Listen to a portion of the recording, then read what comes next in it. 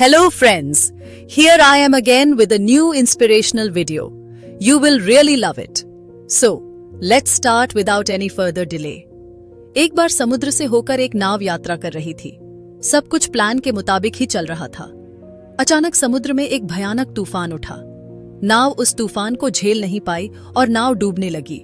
सभी लोग अपनी अपनी जान बचाने के लिए पानी में इधर उधर भागने लगे, लेकिन उस तूफान के मुकाबले सबका प्रयास छोटा था।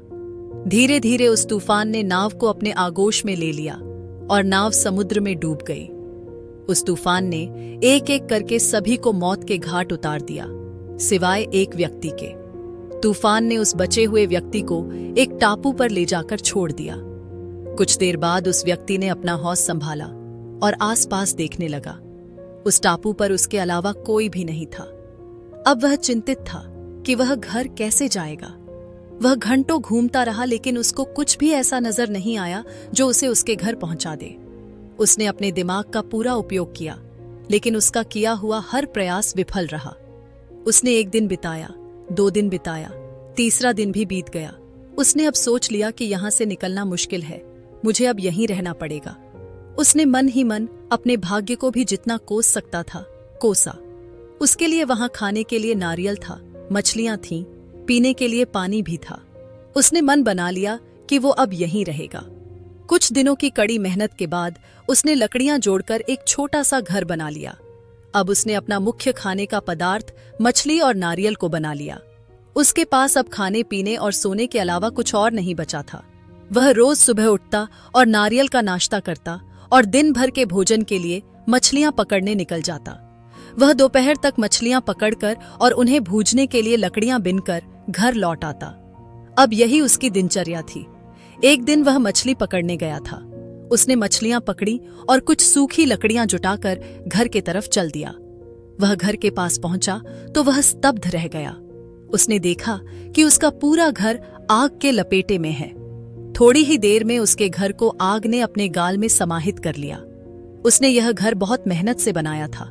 वह बहुत ही दुखी हुआ और गॉड को कोसने लगा। वह आसमान की तरफ सिर करके गॉड से बात करते हुए बोला, हे भगवान, आपने पहले तो इस टापू पर मुझे लाकर फेंक दिए, और जब मैंने यहाँ अपना जीवन यापन करने लगा तो उसमें भी आपको दिक्कत है। क्या ये है आपका इंसाफ?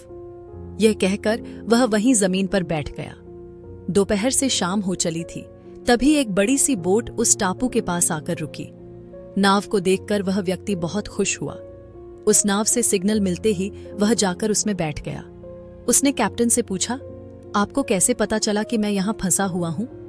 उसकी बात सुनकर कैप्टन ने जवाब दिया कि हमें तुम्हारा भेजा हुआ सिग्नल मिला था। इस पर उस व्यक्ति ने बोला कि मैंने तो कोई सिग्नल नहीं भेजा। कैप्टन थोड़ा सीरियस होते हुए बोला कि फिर वो उठता हुआ धुआं कहाँ से आ रहा था? तभी उस व्यक्ति को उसका जलता हुआ घर याद आया। उसे समझ आ गया था कि उसके जलते हुए घर का धुआं आसमान में गया होगा। उसने बिना कुछ बोले कैप्टन की तरफ देखकर सहमति जताई कि उसी ने सिग्नल भेजा था। उसने मन ही मन सोचा कि ये गॉड का प्लान था। उसने गॉड से माफी मांगी क्योंकि उसने तकलीफ में कुछ ज्यादा ही भला बुरा बोल दिया था। अब उसे समझ आ चुका था कि जो कुछ उसके साथ बुरा हुआ था वो वास्तव में बुरा नहीं, अच्छे के लिए था। उस समय तो मैं व्याकुल हो गया था, लेकिन ये मेरे ही अच्छे के लिए हुआ था। उसने अपनी जान बचाने के लिए गॉड को शुक्रिया किया। मॉरल ऑफ द स्टोरी कि जो कुछ भी आपके लाइफ में होता है वो हमेशा ही सही के लिए होता है। आपको उस समय भले ही तकलीफ हो सकती है, लेकिन बाद में आपको अच्छा लगेगा।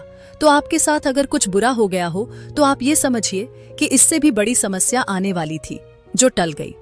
कभी कभी किस्मत के आगे का प्लान हम नहीं देख पाते और बेवजह ही परेशान होने लगते हैं, लेकिन जो भी हमारे साथ घटित हुआ वो अच्छे के लिए हुआ। तो परेशान होने के बजाय ये सोचिए कि शायद कुछ अच्छा होना होगा। आज के लिए बस इतना ही। अगर वीडियो पसंद आई हो तो वीडियो को लाइक और चैनल को सब्सक्राइब कर सकते हैं।